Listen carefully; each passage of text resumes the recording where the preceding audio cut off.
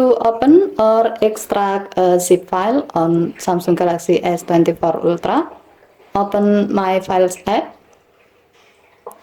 Navigate to the folder where the zip file you like to open is in.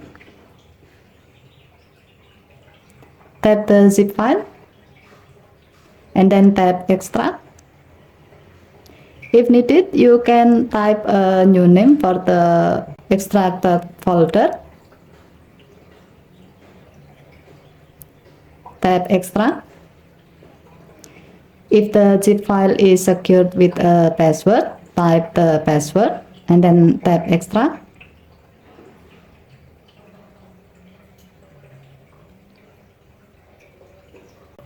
If you have entered the right password, the selected zip file will be extracted. As a note, the extracted folder will be saved in the same folder as the original zip file. Okay, thank you for watching. Please help to like and subscribe. Have a nice day.